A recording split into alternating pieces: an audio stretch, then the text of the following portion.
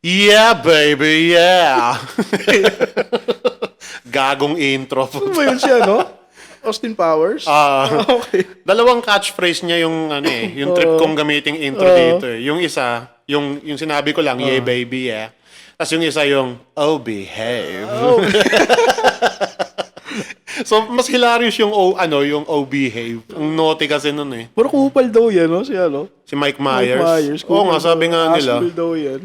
Ewan ko, natatawa ako sa mukha niya. Oo. Siya si Shrek. Oo, siya si Shrek eh. Nabalitaan mo yung sa... Di ba last time pinag-uusapan natin sa episode 31? Oo. Yung controversies sa rap battle. Yung mga judging problem, ganun. O yung mga misjudged battles, ganun. Oo. Nakakagago kasi weeks later lang, biglang nabalita naman yung pangil sa pangil. Yung kay Mot tsaka J Black. Yung nagkaroon ng luto daw. Ano ba nangyari doon? Bigay mo nga yung full context. Hindi kasi ito sa mga hindi fan ng rap battle, kukwento ko na lang din. Kasi very at war yung mga tao. Parang on edge lahat sila. Parang ano nga yan ang ingay niyan sa social media.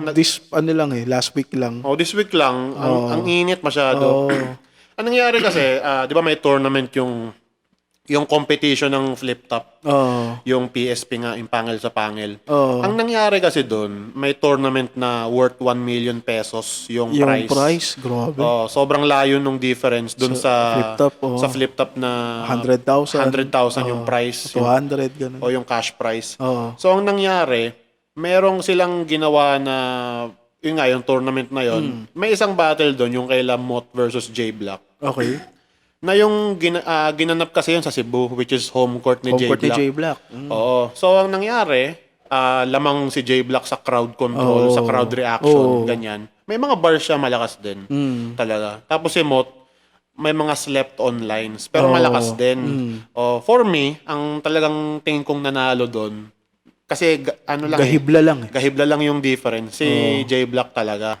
Para sa'yo. Para sa akin lang yun. Oo. Well, hindi naman ako expert eh. Pero sa panlasa ko, mas pasok. Oo.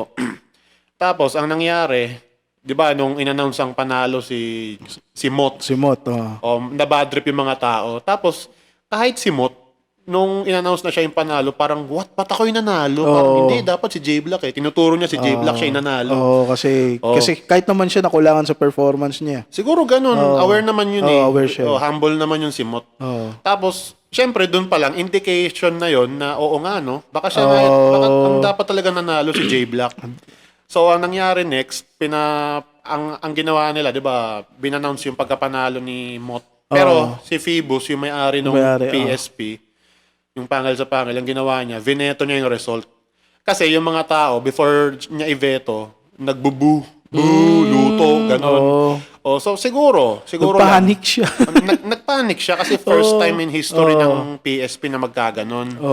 So ang nangyari next, yun nga, vineto niya, yun, kumalma yung mga tao, pero naging controversial siya kasi yung isa sa mga judges, si Balakid, sabi niya, si Balakid? parang disrespect daw yun sa kanila. Active na uli sa rap battle si Balakid? Naman, nagja-judge pa rin yun. Okay. Sana nga bumalik yun. Sana nga eh. Sana maging guest dito. Joke lang. Naman. Malabo yun.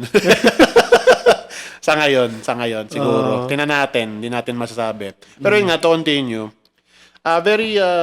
Dito ko lang na-realize talaga na very tribal yung mga tao kapag dating sa rap battle eh.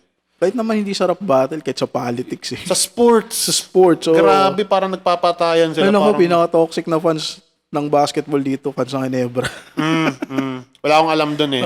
Pero hindi kasi ako fan ng basketball eh. Ang boring ng basketball para sa akin. Noise. Hindi nga, seryoso. Talaga, okay lang. Yun lang naman. Tapos, ang nangyari next, sabi naman to continue, no? Sabi ni J Black, parang hindi ko yata deserve yung panalo na to. Kasi dahil lang sa panic. Parang, pampalubag-loob lang ba to? Ganun. So, ang nangyari, nag-concede siya. Kasi nung nirelease yung... nag-post siya na mahaba eh. Nag-concede siya, di ba? And then, na nangyari, ayun, ang nanalo ulit, si Mot. Sabi ko, ano to? Paligoy-ligoy. Nakakatanga. Parang ang weirdo. Parang nangyayari. Di ba? tas ang ingay pa sa social media. Kahit Oo. gagi sa Instagram ko nga, lumitaw na yan eh. Umabot na Umabot dun. na siya doon. Oo, sabi ko, wild nito ah. Oo. Tsaka ang bizarre ng experience eh. Kahit ako na hindi ako nakapanood live, Oo. nawiwirduhan ako sa naging experience ng mga nakapanood ng live. Parang nalagay ko yung sarili ko sa shoes nila.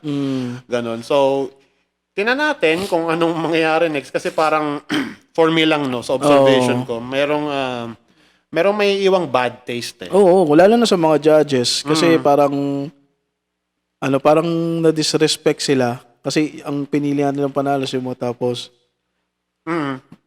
Bineto lang. it will leave a bad taste sa kanila. Tsaka sana hindi lang mag-live ng bad mark o kaya ng dungi sa reputation. O ng PSP. Kasi promising yun naman yun eh. Oo. Promising din naman yung PSP eh, in terms of mataas yung production value. Una pagkakamalan ko ang flip top yun eh. Oo. So, kasi sa halos parehas na ng production value, di ba? Pero yun nga, yung problema ko rin sa PSP, yung chant nila. Ay, oo. Pwede bang tanggalin nila yun? O yung let's go pangil, ang corny puta. Tsaka yung yung the way ng pag-introduce ng MC, Ginoo sa kanan ko, magpakilala ka. Parang anime. Hindi, kaya nanibago tayo doon. Hindi kasi tayo sanay. Parang Nasanay tayo kay Enigma. flip top, magingay. Mas may energy eh. Oo. Flip top mag-ingay para sa parating na laban oh. Sa kanan ko, di ba? Representing Salty Regulars. Di pa naliligo. Di pa naliligo. Si Frank. Magingay para kay Frank. Takina, naligo ako. Tapos yung record mo, 0-10. Sobrang choker. Joke lang, pre. Hindi, okay lang. Baka Di naman natin kaya dyan. Baka bigla mo ako sa pakin eh. Yun nga, na-realize ko rin, parang ang daming content creator na particularly sa YouTube, no? Ginatasan nila yung issue na yan. Lahat. Ang daming sumabit, daming sumakay. Kumbaga sila yung milker of the cow's tits. Ganon. Tsaka, marami kasing pwede pag-usapan dyan eh. Yung side ng battle rapper na to, ng battle rapper na yon, yung may-ari ng liga, yung judges, yung mga nakapanood. Diba? Sobrang ingay, tsaka narindi ako talaga.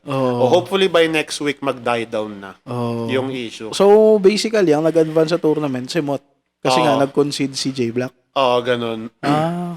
Doon siya din nakatalo kay Pistolero, di ba? Si J Black. Dahil doon kasi, nagkaroon ng momentum na, may palagtong taong to. Kumbaga may bagong savior. Tsaka naging champion siya sa tournament ng flip top. Yung isa buhay. So, ayun, promising naman talaga. Masasabi ko, meron siyang bars. Ang ganda pala ng laban na yun, no? Champion to champion. Nice. Both isa buhay champs. Yan. Daming controversies lately. Pero alam mo yung sobrang naughty, tsaka sobrang hindi behaved na controversy. Ito, hindi na ako nagulat kay Vince McMahon. Puta, kadiri. Hindi na ako nagulat, sa totoo lang, na pervert siya. Allegedly. Alam mo, hinat siya kasi ng mukha niya. Parang siyang Homelander na I can do whatever the fuck I want. Parang ganun siya Yung mukha niya, yung kilay niyang pataas na parang pang-demon. Tingin ko nga yung power walk niya, totoo yun eh. Ganun siya talaga maglakad. Yung parang ang laki-laki ng itlog niya. Tsaka nakakatawa kasi dyan kay Vince McMahon. Grabe yung news na yun, nung napanood ko yun kay Moist Critical. Iyak. Kumakain pa naman ako. Siya na yan. Ang explosive Tsaka explain ko na rin yung nangyari. Pa-explain nga. Let's go way back muna. Remember nung late 90s? Let's say mid-90s to late 90s. Mid-90s. Makikita mo talaga kay Vince McMahon na meron siyang persona sa WWE na siya yung asshole boss. Siya yung asshole, evil boss na pervert. Kaya palang galing niya doon kasi totoo. Tsaka kung mapapansin mo si Vince McMahon, magaling siya umacting actually. Magaling siya umacting. Yung pala kasi, wala nang line between the persona and the real guy. Kasi yun na yun. Kasi yun talaga siya. Kasi allegedly hanggang ngayon, ini-investigate pa rin naman ng federal people. According to my, sa mga nasagap kong balita, isa lang sinasabi nila. Under investigation daw siya kasi marami ding nag-a-accuse. So, anong nangyari kasi, di ba? Marami siyang mga clips back then nung Attitude Era pa ng WWE o nung WWF pa. may mga cases na ganito yung meron siyang pinapalabas sa Titantron ganun. Oo. Come on out, you rapist! Tapos lumabas siya. Namanood ko yun. Hindi ko lang alam kung sino yung actual na wrestler na pinapalabas niya. Pero alam mo yun, parang hindi siya nag-age like fine wine. Yung incident na yun. Kasi siya rin yung tinutukoy niya. Siya rin yung allegedly. Come on out, you rapist! yung nakakagago dun kasi basically nga yung persona niya talagang yun din sa real yun pala life. talaga siya, hayop na meron yan. pa siyang ginawa dun yung mentally abuse niya yung anak niya, si Stephanie. Si Stephanie McMahon. Sabi niya, sabihin mo sa nanay mo, papalitan ko na siya. There's gonna be a new Mrs. McMahon. Younger, voluptuous Mrs. McMahon. Gumagano'n Actually, siya. dalawang anak niya, di ba? Pati si Shane, kinukupal din niya sa... Pero ano daw good for business daw kasi yun. Pero ano pala yun? Totoo pala. Kwento mo nga yung yung nagsusa kanya. Tapos yung ginawa niya doon, kadiri talaga. Yung nagsuka kasi sa kanya. Actually, ito before yung nagsusa kanya lately, no? Yung nagdemanda sa kanya this year. 2 years ago, alam ko, may mga nagdemanda na rin sa kanya. Pero si Vince McMahon, mahilig siyang kumuha ng funds sa WWE. Babayaran niya. Mga hush money. Ganon. Tapos ang mga gagawin niya. shush money. Painam nga muna ako. Salita ka muna dyan. Mga shush money niya. Na parang, muna ka sa world, babayaran na lang kita. Hindi kasi, mangilan-ngilang babae rin yun yung nag-accuse sa kanya ng... Grabe yun. ng rape. So, binigyan niya ng fetish. binigyan niya ng $53 million. Holy shit. Pagkakatanda ko. Para lang tumahimik. Pero gagi, trauma din talaga yun. Grabe yun. Allegedly, yung mga nag-accuse sa kanya, mga female wrestlers din. Tapos, nung 80s, meron nag-accuse sa kanya ng, yun nga, rape. Sexual assault. Ganyan. SA. Basically, ang nangyari daw, yung referee na yun na babae, ni-rape daw talaga ni Vince nung 80s, pero parang na-bury lang sa past. O parang, ano lang siya, part lang siya ng memory. ng Pervert din, no? Tsaka, yung ngayon naman, hindi na ako nagulat na merong ulit nagsusa kanya, pero bukod tanging detail lang about bukod tanging detail lang about kay Vince McMahon. Na kinagulat ko talaga yung kinataihan niya sa ulo. Tapos ayaw niya pahugas yung, huwag mo linisin yan. Sisibakin pa kita. Hindi lang yun, threesome yun eh. Nire-rape siya tapos meron siyang fecal matter sa buong katawan niya. Doon ako natangay, sabi ko, una sa lahat, anong nakaka-attract doon? Okay. Anong arousing doon, di ba? Siguro sick in the head lang to si Vince. May sayad. Allegedly. Pasintabi sa kumakain. Alam mo yun yung puta yung dudumihan mo yung babae tapos sisibakin mo pagkatapos. Gago ka ba? Ganun ka babatingin niya sa babae. Tsaka power trip yun. Power trip eh. Tapos according din sa reports, nangyayari daw yun dun sa mismong headquarters ng WWE. Sa Connecticut. Ganun. Yung isang malaking building na yun, dun nangyayari. Yung babae kasi na yun, nakalimutan ko yung position niya pero behind the scenes yun. Parang secretary yata. Something like that. Parang ganun, secretary siya ni Vince. Tapos, syempre, maganda siya. Nung nakita ko rin sa picture, siya pala yan, maganda pala. Kaya pala libog na libog si paring si paring Vince. Si Vince McMahon niya. Come on out, you rapist. You rapist. Nakakagago yung mga sinasabi niya dati. Merong isang segment pala naalala ko about kay Vince. Bago ko ituloy ito, sorry. Yung kinukwento ko about doon sa nag-accuse sa kanya. Merong isang persona si Hulk Hogan, yung nakamaskara siya. Tapos naka-lie detector si Vince McMahon. Sabi niya, umamin ka. Parang ganun. Talaga bang perverted evil ka ba talaga? Tapos sabi ni Vince McMahon, no. Kaya sabi ko, wow. This is not gonna look good in the future. Which it did not. Di ba nadamay pa si Brock Lesnar? Yun nga allegedly Diba? Ito nga yung katuloy niyan. Buti natuloy mo. Thanks. Ayun, allegedly kasali daw doon si Brock. Sa sex party na gano'n? Hindi kasi ang basically daw nangyari, allegedly ulit. Si Brock daw, binugaw daw sa kanya yung babae din na yun. Same woman. Para manatili siya dun sa promotion ng WWE. Alam mo, hindi sila magaling magtago ng secrets kasi tinan mo kung hindi totoo yon, bakit tinanggal si Brock doon sa roster ng WWE? Tsaka if I'm not mistaken, last time I checked, tinanggal din siya doon sa WWE game. Parang ganun, hindi ako sure pero basically ni-remove yung entry niya doon sa sa database ng WWE. Bakit? That speaks volumes. Di ba? Parang, ibig sabihin, kinonfirm nyo lang. Oo. Diba? Kasi kung gusto nyo pangalagaan yung name ni Brock, kung allegedly lang naman na kasali siya dun sa party na yon, no? Sana hindi nyo muna ginawa yung ganong steps na maglalagay sa alanganin. Tsaka, ang joke time din kasi ng WWE, ngayon, titignan mo yung rosters nila, makikita mo yung ginawa nila kay The Rock, nilagay nila ulit si The Rock. Siya yung face. Ang dami nga nagre-react ngayon dun eh. Nakakainis eh. Ang gusto namin, Cody Rhodes versus pangalan nun? Si Roman Reigns. Roman Reigns. Hindi na ako bibigyan niyo ako ng The Rock. yung meme nung Bulalo. Ni Bulalord. Ang order ko, Cody Rhodes versus Roman Reigns. Hindi ako bibigyan ng The Rock. Hindi ako nanonood ng wrestling talaga ngayon. Nung bata lang ako nanonood niyan eh. Nung grade 6 from ako. Pag gusto ko lang malibang, meron kasi sa Disney Plus niyan eh. Talaga. Yun lang. Pag gusto mo lang ng quick enjoyable moments, ganun lang. Ma-inspire ka mag-gym. Not really. Pwede pa natin pag-usapan yung gym? Bakit hindi? Kasi ngayon nag-inquire ako kasi di ba nagbabike na tayo. Gusto kong ituloy-tuloy. Nag-inquire ako, nakita ko yung ibang nag-gym doon, nagkukurutan ng puwet. Ay! So parang, mga gym buff? Oo. Tapos ako parang, di na lang ako mag-gym. Ay, homophobic. Hindi naman.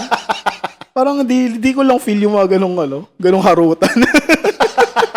Siyempre, pag may tropa ka bang straight na lalaki na nakikipagkurutan ka ng puwet, hindi ko rin talaga gusto yung aura ng gym. Yung kahit, tinaray ko naman, pero hindi ko talaga feel. Mas masarap mag-bike. Hindi, alam mo. Magbabike na lang ako. Maraming beses ko na narinig to sa mga nag-gym.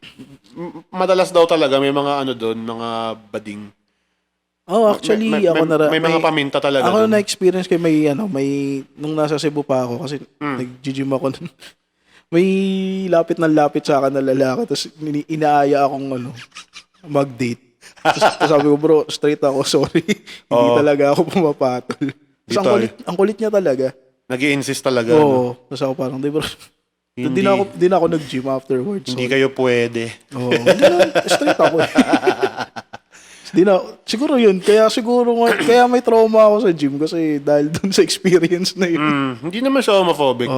Homophobic ba ako nun? Hindi naman, kasi hindi ka lang komportable dun sa sitwasyon Ang homophobic yung dinidehumanize mo sila kasi bakla sila or tomboy. May respeto naman sa mga ang dami kong friends na na bading na okay. Hindi maintindihan kanila kasi hindi naman sila tangi. Yung mga very insistent na hindi, gusto kita kahit straight ka, mas challenging nga yan eh. No.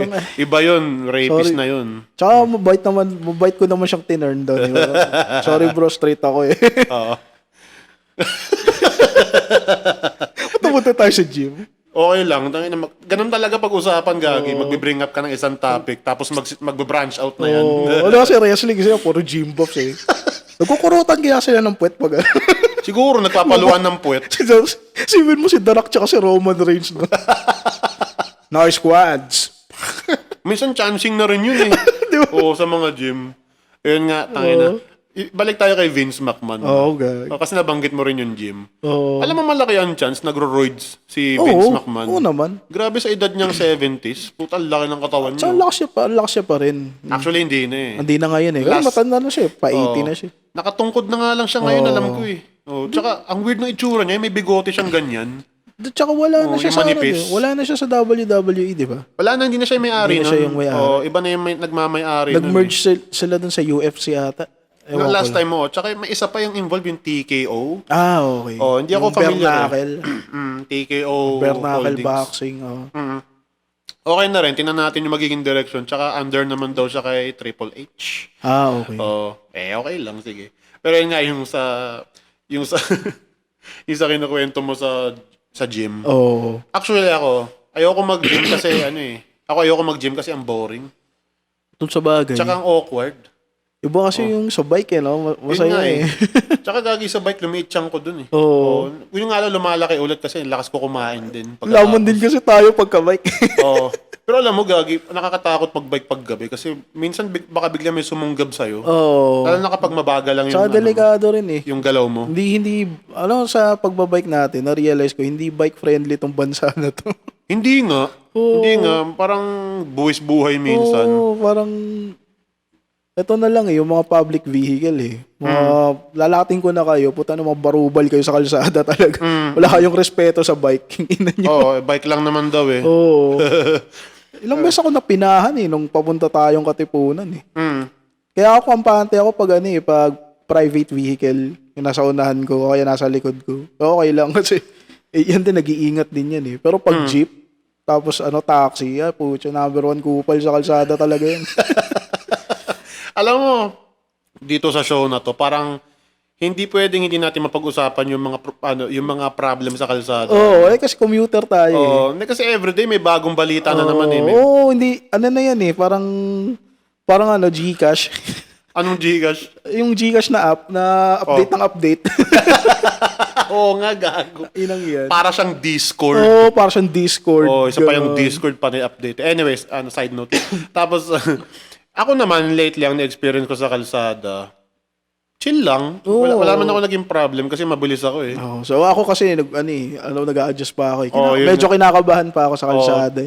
Tsaka kung magbabike ka sa kalsada, anticipate mo na may tanga. Oo. Ganun lang. Na-rant ko na to last time. Isipin mo na lang na na may mas tanga pa pala sa'yo. May mga pinagbabawal na nagiging pwede para sa kanila. Mga bobo nga. Yun nga, nakakainis kasi pag pinipilit nila yung gusto lang nila. Tingnan mo yung mga e-bike. Puta na e-bike siya. Wala pa ako na-encounter na tangang e-bike. Na hindi tangang e-bike. Wala pa ako na-encounter na tangang e-bike. Yun. Talaga? Wala pa talaga. So far Pag meron siguro aawayin ko na kasi wala sa hulog. Gago yung mga yun. Yung bigla na lang gumigit na. Minsan nga sasabay sila sa bike lane. Ang liit mo naman. Tanginan to. Kung hindi motor, e-bike, yung mga piling bike na biglang papasok sa bike lane, titignan ka pa ng masama. Yung kakapal ng mukha Yung entitlement talaga ang tindi Kaya nakakainis Sarap pumatol minsan. Ang embarrassing talaga sobra. Pero alam mo yung isa sa mga natrepan ko sa biking, no? Yung memories yung pag nagdo-document ka gamit yung camera mo, yung phone mo. Puta, last time nga nung nagre-recording ako, nakita ko sa cellphone ko, nakurap pala yung ibang files. Yung mga sinend mo na videos Nakakainis natin. ang puta. Doon ko na-realize na, nga pala, kailangan natin lagi mag-backup. Tapos bigla akong nagkaroon ng parang let's say 3 a.m. thoughts. Dahil doon, ito i-explain ko kung bakit. Sige, pa-explain. Elaborate. Na-realize ko ngayon lang, na tayo, sa panahon ngayon, lahat ng memories natin nasa SD card na lang. Kaya nga Diba? Bihira na lang tayo magpa-print. Hindi na tayo nagpapaprint tapos ilalagay sa Photo album. Photo album. Diba parang ang nostalgic sana nito kaso dahil nasa SD card lang siya tapos tanga pa ako, hindi ko binakap agad. Parang nasa na yung memories na yun. Diba? Nakapanghinayang. Wala, nasa utak mo lang. Nasa utak mo. Ikikwento mo na lang. Oo. Pero iba pa rin yung may kung ang term nila, resibo. Ganun nga, parang tawag dito, proof. Proof na nag-exist ka. Yes. Na ginawa mo yun. Na nag-exist tong moment na to. Na totoong nangyari to. At, hindi ka pwedeng tawaging liar. Ganun. Ano ba? Tanga na, paano ako din sinabi mo. Diba? Nagmuni-muni ako kasi tangina, kailangan ko i-backup to. Tapos, yung SD card lang yung pinaka-proof. Yung SD card, unreliable din yun Di naman isang maliit na plastic card lang yun Doon mo isasalala yung memories mo, di ba? Doon ka babase, doon ka lang dedepende. Kaya nga mag-backup kayo lagi, ha? Backup. Tsaka kung gusto ninyo, i-print nyo na rin kasi plano ko rin mag-print ng mga pictures Ay, yung mga pagbabike natin sa iba talaga pag may physical copy ka mawala man yung soft, may hard copy ka. May hard copy. I-replicate mo. Kasi ngayon, yung photo album natin, hindi na siya physical eh. Nasa social Nasa media. social media na. Nasa Instagram mo. Yes, oo. Iba siguro nasa Twitter din. Nire-reels pa. Oo, sa Facebook, yan, ganun. Doon na lang tayo naglalagay ng photo album, which is bullshit din. Kasi, pumapangit yung, bumababa yung value tsaka yung resolution. Tsaka dadating yung time, magka-crash din yung sa mga social media sites. Saan nyo hahanapin? Diba? Maganda rin naman i-cloud mo. Google Drive, Google Photos. Google Drive. Ganun, Google Drive mo, ganyan. Maraming way. Pero yun nga, na-realize ko, sa panahon ngayon, bihira na lang yung nagpapaprint. Yung nagpapaprint ng Tsaka mahal din kasi ng printing. Babaan nyo nga yung presyo nyo. Ang printing price yan. Tumingin ako last time. Magkano? Nasa 500 na. Grabe naman. Grabe, Yung isang bulk. Siguro maganda naman yung quality, ganyan. Pero more or less 500 yun. Nung tinanong ko, nasa 580, ganun. Nakakainis ang puta. Kasi photo paper na eh. Yun, glossy. Glossy. Maganda sa photo paper mo. Gusto ko nga yung camera na tawag dito yung Polaroid. Yun, talaga. Bili ka. Mag-iipon ako. Sige. Pero... magpo-photography ka? Go. Hindi. Gagi. Ano lang, talagang gusto ko lang... Hobby mo lang. Hobby mo lang. Pwede. Gusto mo lang maniyot. Mag-shoot. Pumiyot. Tangina, bastos mo. Maniyot. Photoshoot. Ang cringe. Tito jokes. Tangin ng corny. Minsan ba nahuhuli mo sarili mo ang tito ng binanat ko Oo. Ako na rin nag-acknowledge. Mag-sorry ka. Minsan sa mga katrabaho ko. You're a disgrace. Joke lang. Yung babalat ako ng joke. Matatawa sila kasi polite lang. Pero ako na rin yung magsasabi. Tangin na corny na sinabi ko.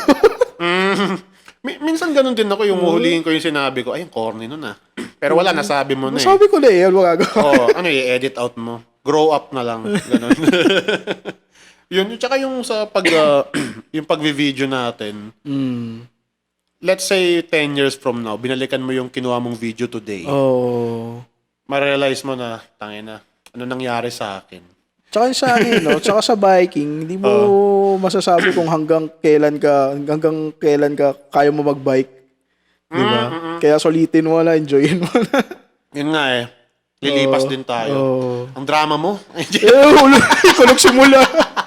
Joke lang. Yun nga, nakakainis yung mga vlogger ngayon. Ba't ganun? Parang patangan yun. Ito muna, Hindi talaga ako fan ng vlogging in general. The only time na nag-enjoy ako sa vlog is yung kay Kong. Kasi pakiramdam mo, kasama mo sila. Feeling mo bilong ka eh. Oo, ganun. Parang, dito kami ganun. Sama ka. Parang ganun yung vibe kasi nung kay Kong. Kaya, yun, passable yun. Ang gusto ko nga yung vlogging ngayon, yung Team Itik. Team Itik. Nakakatawa yung Team Itik eh. Parang narinig ko na rin yata yun. Try mo. Mag-enjoy ka. Ang wholes, ang down to earth, ang walang yabang, walang promote ng sugal, walang toxicity. Straight up. Masaya lang sila, gano'n. 3 minutes naman ang buhay nyo, nasayang namin. Ganun lagi tayo. Yung self-deprecating na may self-awareness, yung trip ko talaga yun Yung try mo, yung may content sila ginawa, yung nag-assemble sila ng bike na 3. Yun ba yun? Oo, nakakatawa eh. Nakita ko yun.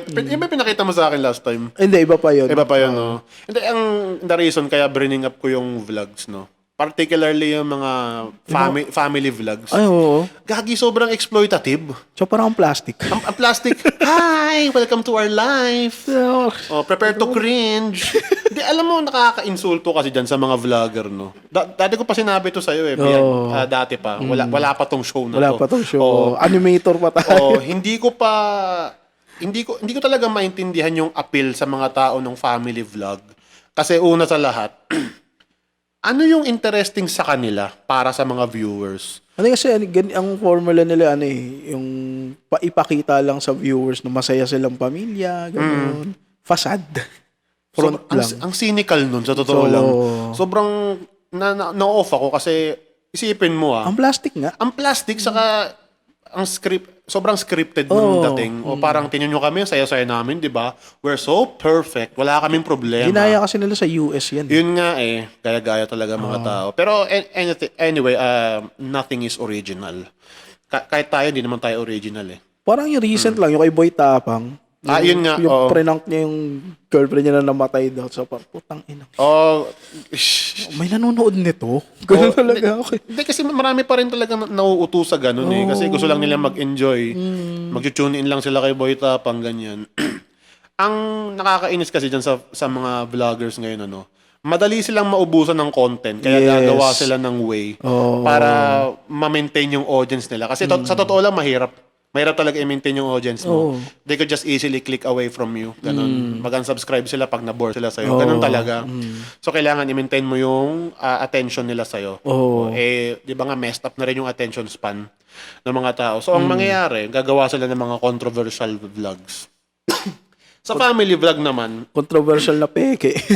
sa family vlog naman, ang isa pa sa mga naging issue ko sa kanila, yung pagiging exploitative nila dun sa mga bata. Inosente yung mga yun eh. Gagamitin nilang cash mascot. Ganun, parang sila yung selling point. Sila yung selling point. Naalala ko sino ba to? Si Daddy O5. Grabe yun. Napakasamang tao nun. Gago yun. Tangina nun si Daddy O5. Sila mag-asawa, mga king ina nila. Sa kanila makulong eh. Kasi on camera, sinasaktan nila yung anak nila. Pangalan nun si Cody, yung batang lalaki. Talagang traumatized, makikita mo. So, hindi lang physical, mental. Grabe. Mentally scarred yun.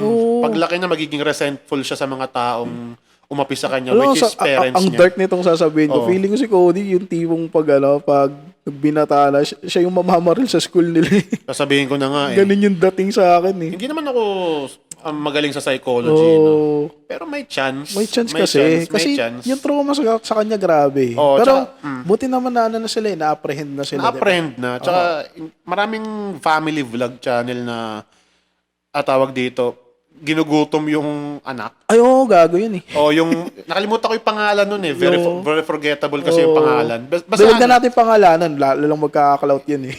Hindi, wala na siya. Wala na siya, tinanggal na siya. Na-terminate na yung channel, alam ko eh. Basically, ginugutom niya yung mga anak niya. Tapos, punishment daw. Parang on camera, pinapunish niya yung mga anak niya. Gago, puta. Yun nga, tsaka, guys, hindi sila naglinis. Wala silang dinner. Ang nakakainis kasi dyan yung mga picture perfect nila na, yun nga, yung facade.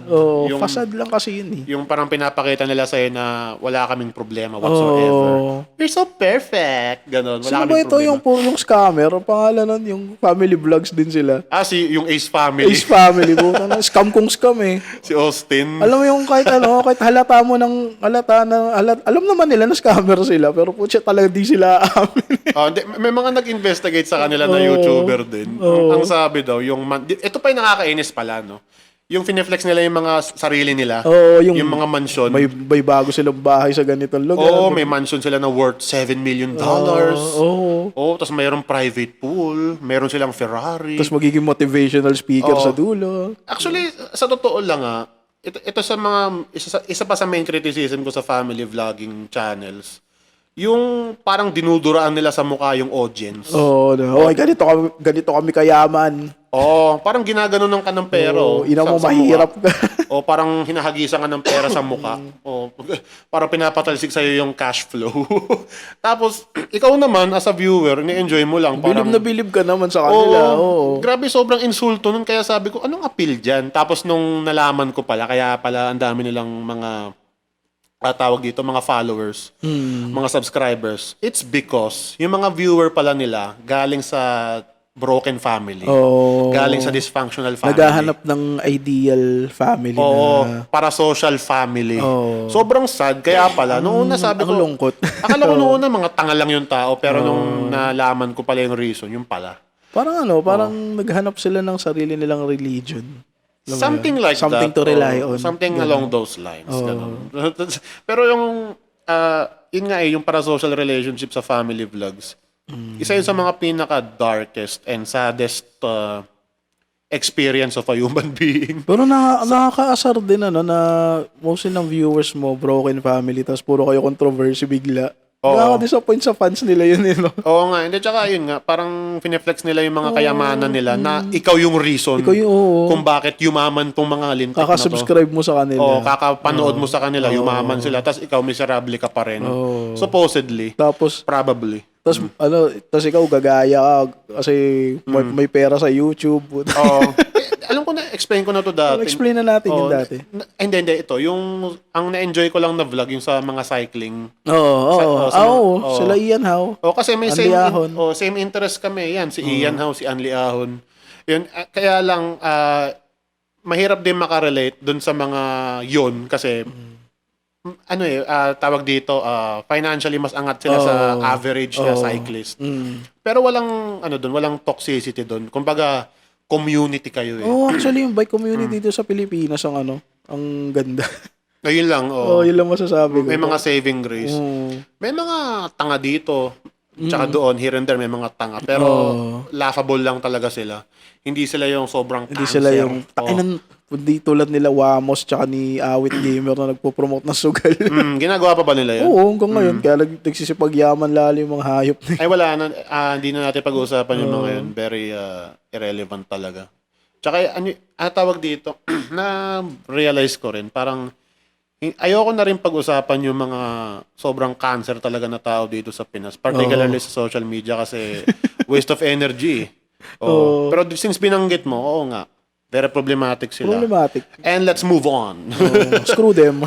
May mga, lahat sila may ginagawang bawal. Hindi kasi naiirita ako ngayon dun sa video ni Wamos, yung nilalapatan ng mga kanta ng yung sumasayaw silang tatlo, tapos una nilapatan ng kanta ng Deftones, yung My Own Summer. Alam ko yun. Tapos on sync talaga. Tapos sumunod yung kanta ng Typecast, yung Boston Drama. Sakto eh. Sakto yung dance moves. yung mukha niya, bok sumasayaw. Sarap pitikin sa ilong. Ina mo. Ang galing nga nag-edit nun eh. Kaya sabi ko. Ang galing ng editor. Nakakatawa na nakakainis. Yung parang Carlos Agassi, yung hindi ka na mainis sa kanya, matatawa ka na lang. Yun nga. Tingin ko, marami kasing mga personalities online na sa umpisa, puro hate yung matatanggap nila. Pero eventually, you learn to accept them. Yung parang nandyan ka na eh. Nangyari ka na eh. Tsaka minsan magiging relatable sila sa'yo Minsan pag na-meet mo sila in person, oh my God, sobrang layo pala. Pero yung mga kagaya siguro ni Jack Doherty. Sino yun? Si Jack Doherty. Yung kumag, yung may bodyguard na naghahanap ng away. Yung manggugulo siya tapos meron siyang bodyguard na kasama. Yun, cancer talaga yun. Kasi maraming... Sinapak ng Island Boy yun, di ba? Wala siya nagawa. Yata, ganun. Si yung nangungupal sa Japan. Wala na yun. Somali. Yung pangalan si Johnny Somali. Johnny Somali. Di na tawag Alam mo, dito. gusto ko siya pumunta sa Pilipinas, tapos magaganon siya. Gagi di siya tatagal dito.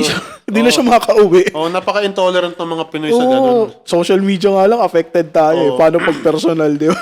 Alam mo, ayoko lang sa the way na tawag dito, the way na take ng criticism yung Pinoy. Pikon lagi. Naalala mo last year, sino ba to? Si Gonad. Si fucking Gonad. Si Scottish boy. Yung nagra-run sa Starbucks. Si Dale Phillip. May point siya, pero yung mga nag-criticize sa kanya, pointless naman kasi nagiging racist na. Nagiging racist na. Kung ayaw mo basically, go back to your country. Patay. Para ka na ring colonizer magsalita. Diba? Parang ang racist talaga. Go back to your country if you don't enjoy our country. Basically, ganun. Sa akin naman, nasagot ko naman dyan, ganito talaga yung kultura dito ng kapihan sa Pilipinas. Kasi parang resting place na din. Kaya okay lang sa Starbucks. Ang niiyak-iyak mo. Nakakainis kasi dyan. Pag pupunta sila ng ibang bansa, particularly from across the globe, pupunta sila sa Asia, they're from Europe. Tapos magko-culture shock sila, tapos panereklamo sila ganun siya, ang whiny. Napaka-whiny. Nakainis din siya minsan kasi, pupunta ka sa isang bansa, tapos mag-iiyak-iyak ka na ganito yung sistema nila. First world problems. First world person facing a third world problem. Ganon. Kung gano'n lang... kahit naman siya, hindi niya kayang ayusin. Yun nga eh. Diba? Nakakainis nga. Ewan ko kung natuto ba yun doon o kung babalik pa siya ng Pinas, probably not. Feeling ko mababanatan yun. You the foreigner that make fun of our Starbucks, ha? Come here. Ang ina mo, ha? Want me to curse at my own tongue? Fuck you. Bawal yun. Diba? Bawal yun. Pero... You fucking foreigner, Oh, ngayon, isa pa sa hindi ko trip, no, masyadong tumitingala yung nakararaming Pinoy sa foreigner. Parang Parang Diyos. yung 'di ba, sinasabi nila hospitable daw yung mga Pinoy. Totoo naman. Totoo naman, oo. Pero yung hospitality level nila mas tataas pa kapag Pag foreigner ka. Oh, kasi you want to leave a good impression. Yeah, the white man. Yeah, the white man. Ganon. This black motherfucker. Shut up, you black motherfucker. Gago. Papunta na tayo sa racism.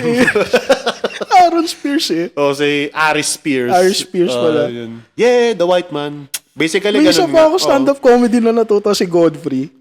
Godfrey? Oo, tapos ano siya, British accent pero ang galing niya mag-Nigerian. Kasi okay. Nigerian din siya. Tapos nagra-run siya na na pag may Nigerian daw na nanonood sa kanya, bigla siyang kakausapin na gano'n ka Nigerian, bakit English accent ka? White siya? Black siya. Okay, Kasi I'm from Nigeria, but they want us to like Okay. Godfrey, we enjoy the show. Ang galing niya mag-accent na totoo. Akala ko siya, white man living in Nigeria. Hindi, black siya. Ayun. Kasi sa South Africa may mga white marami din eh. So akala ko ganun din dun sa Nigeria. Yeah, the white man. Mr. Whiteman, thank you for bringing us here. We love you. We love you. May ano nga, matindi yung appreciation ng mga tao kapag white person. Parang nakatata. Ewan ko ba? Parang sinasabong, parang ang Diyos. Yun nga, mali yun eh. Pantay-pantay naman tayo, pero depende sa tao eh. Kung racist ka, hindi tayo pantay-pantay, syempre. Ganun lang kasimple. Ganun kabawal yung thinking ng mga tao. May mga boundaries kasi na kinocross eh, no? Yung mga tao minsan kapag dating sa sex, sa social status, ganyan. Parang mga bawal na pag-ibig. Uy, bucha. Masarap daw ang bawal. Parang chicharon. Alam mo gago, sa totoo lang, ang sarap talaga ng bawal. Yung bawa, 3 times a day ka lang maglolokadge. Gagawin mong... 3 times a day? Dati. Dati. Bakit? Yung mapapaka-plastic, tao lang ako. Pero nung tumagal-tagal, ayoko na, tinatamad na ako. Hindi, naano ka na sa bike eh. Parang gusto mo, yung urge mo sa nabuhos mo dun. Nabuhos sa pagbabike. Baka nga pag naglabas ako, natadiko ako na to. Powder.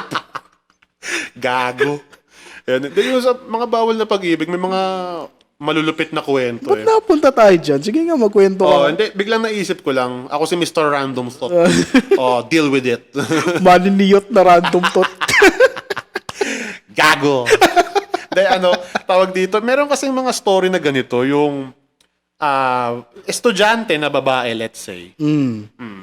Tapos, kinukwento niya na yung asawa niya ngayon, nakita ko yun. Teacher niya noon. Putang tindi nun.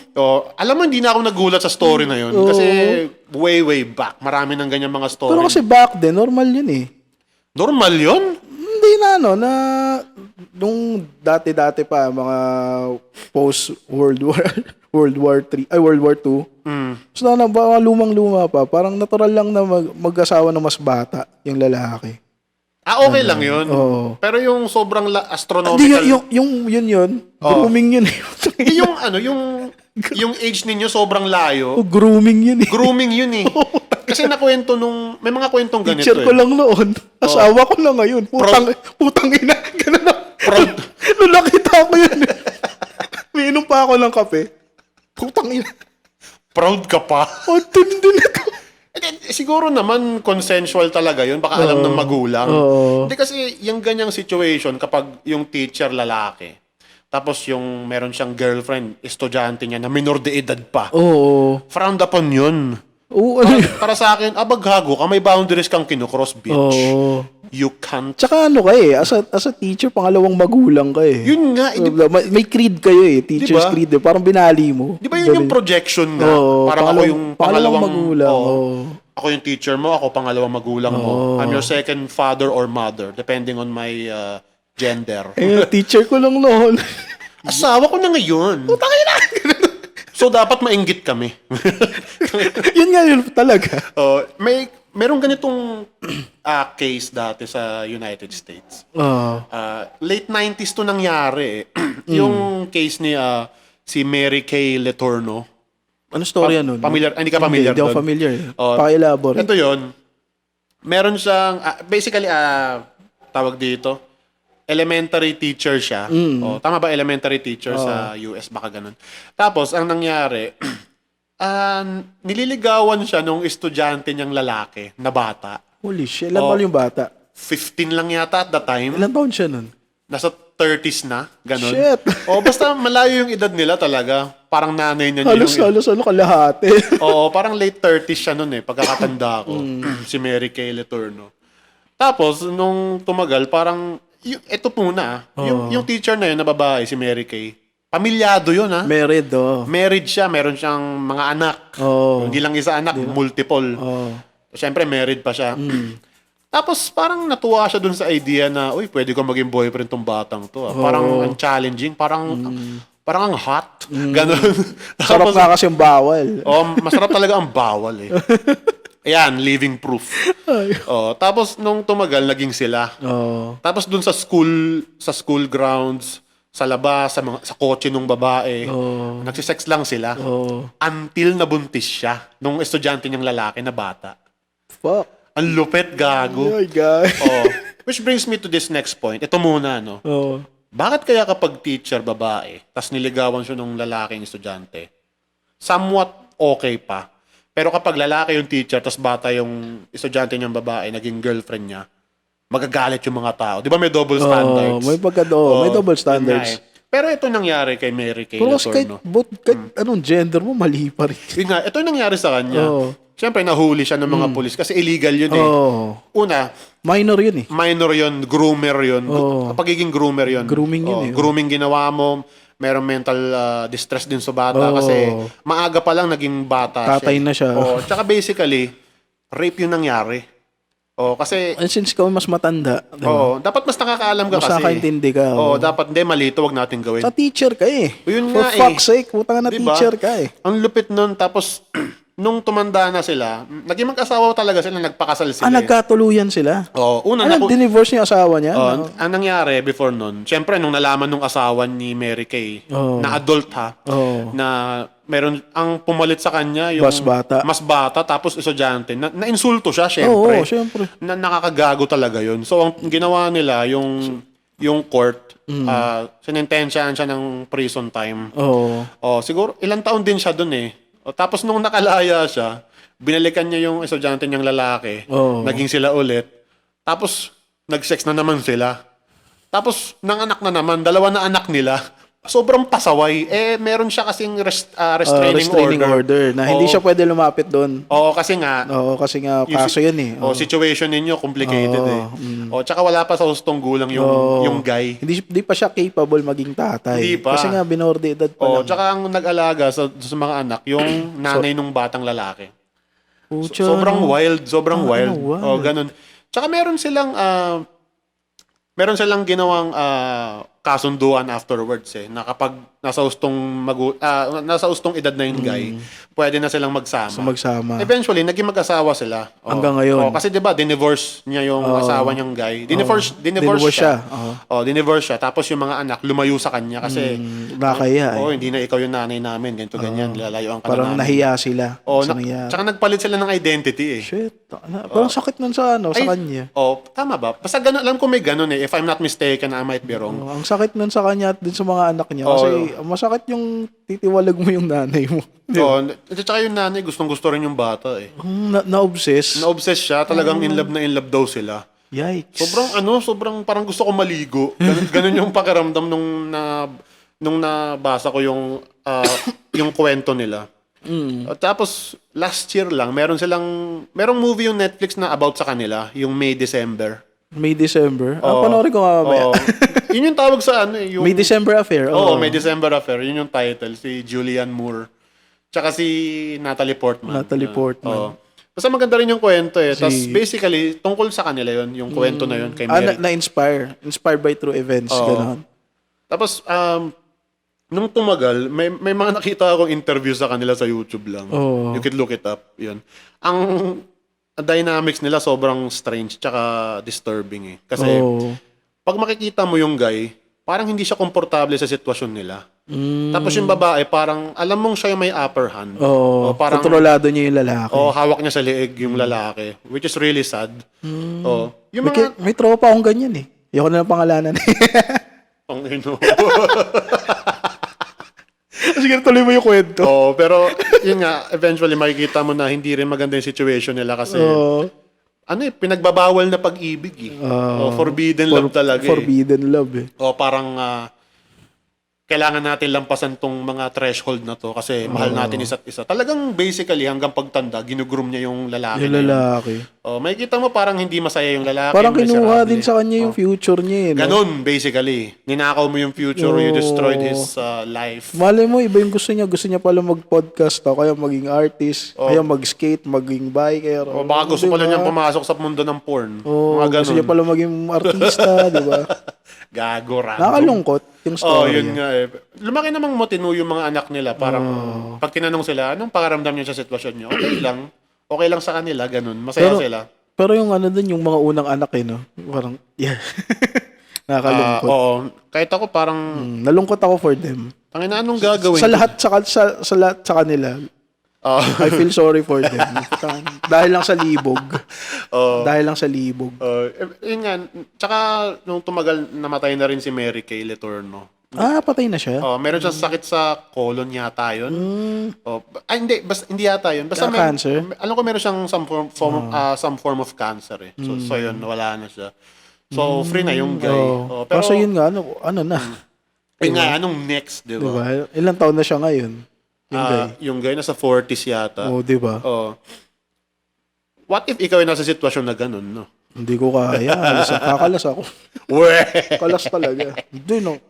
Tayo na may something talaga sa mga tao na mas prefer yung mas matanda sa kanila. Ako rin naman. Gusto ko minsan mas matanda sa akin. Nang ilang taon? Na babae. Mga ano naman, kahit mga 2 years or 3 years lang. Pero hindi naman ganun. Halos nanay mo na yun eh. Kala ko cougar. Cougar. Mga MILF. Kung hot na cougar, mga Alice Dixon. Yan. O kaya si yung partner sa Ozark, Sino? si Wendy. Pangalan na si artista na. Nakalimutan ko pa nga sino nga ba yung artista na yun, yung Blondie? Cougar din yun eh. Nalimutan ko pangalan niya eh. Basta yun, Usapang cougar. Usapang cougar. Alice Dixon, yan. May ano pa ba? May FHM pa ba? Hindi ko lang alam. Nalagay ba sa FHM yun, si Alice Dixon? Hindi ko. Wala na atang FHM. Ay, parang wala na nga, no? Wala na. Nalala ko dati, yun yung parang Yung ano natin, yung Playboy. ng mga lalaki dito sa Pinas. For Him Magazine. For Him Magazine. Nalala ko, may junk shop kami, may nagbenta isang taon. Puro FHM. Damn, treasure. Hindi nagjakul ka, ganun. Ang hot. Tao CR. Binabasa ko din yung mga ladies' confession. Yeah. Ano mga nabasa mo doon? Yung typical, nag-sex sila ng boyfriend niya sa kotse, bago siya pumasok sa office, tapos may mod tack siya sa buhok, di niya napansin. Ang story. Yak! Yo. May nabasa ako isang ganyan sa FHM din, yung mga confession. Ano daw sobrang bored daw sila ng boyfriend niya sa relasyon nila. Tapos nagjo-joyride lang daw sila. Umulan. May pagka too good to be true. May pagka too good to be true itong story. Tapos may nakita daw silang babae dun sa isang gilid, nag-aabang daw ng sasakyan, basa na daw sa ulan. Sinakay daw nila. Tapos inaya daw nila ng threesome, game daw agad yung babae. Ay, barbero. Tapos too good to be true. Masyadong mga lang, makasend lang ng kwento. Ganun. O kaya baka writers din nila yun. Pwede, pag wala nagsisend, tayo na lang gumawa. Tsaka nakakatawa din yung mga illustrations. May mga drawing parang comic books kasi nakakatawa. Pagkakatanda ko, anime art nga yun eh. Oo. Diba? Yung mga drawing doon, tapos may mga nagsisex doon sa drawings. Oo. Ang lupit! FHM, no? Ano yan? Nung nawala yung nung napansin kong wala na yung distribution ng FHM, iniisip ko, baka online na lang. Tingin ko baka online. Parang Playboy. Parang ganun ang ginagawa ng Playboy. Pero tingin ko wala na rin kasi dapat mag-trend man lang siya eh. Ay, may bizarre story pala ako nabasa doon. Ganyan, parang rin, too good to be true. Mga swingers, nagpalitan daw sila ng asawa. Tapos kinukonsider na niyang ipaanal yung kasal nila because of natikman niya yung asawa ng friend niya. Parang ganun yung nangyayari. Tapos ako parang, tayo to, masyado ng Hardcore na to. Alam mo, ang pathetic nga eh. Oo, pero parang too good to be true. Kaloko. Alam mo, nasa movie na rin yan eh. Oo. Yung mga ganyang story eh. Parang mas hot siya. Siya na lang pakakasalan ko. Oo, swingers, mga swingers. Ayoko na sa thousand. asawa ko, maliit ang titi. Doon na lang ako sa isa. Small pecker. Small peka. Quaka. May May mga... siya ng Nigerian. Woman, come here. Suck this. No. Nag-dart. Woman, come here. Suck this. No, don't run. Gago. Don't worry, still alive. She's still alive. May pagka-racist ba pag minamak mo yung accent ng ibang lahi? Di ba hindi nakakatawa? Nakakalibang nga eh. Di ba? Kasi sabi nila racist daw yun. Paano naging racist yun? Hindi mo naman siya dinidihumanize. Parang ano lang yan eh. Parang ito lang yan eh. Parang may naalala mo yung sino ba tong content creator na to na nagsusot siya ng traditional Chinese na damit. Tapos pumunta siya sa university ng mga woke. Tapos galit na galit sa kanya kasi racist daw siya. Ganun. Tapos pumunta siya sa Chinatown na ina-appreciate siya na, uy, ganda, bagay sa'yo ah. Parang ganun lang din yun. Yun nga, nakakatuwa. Kasi alam mong culture mo yun. Tas Na-appreciate. Ibig sabihin na-appreciate nila yung culture mo.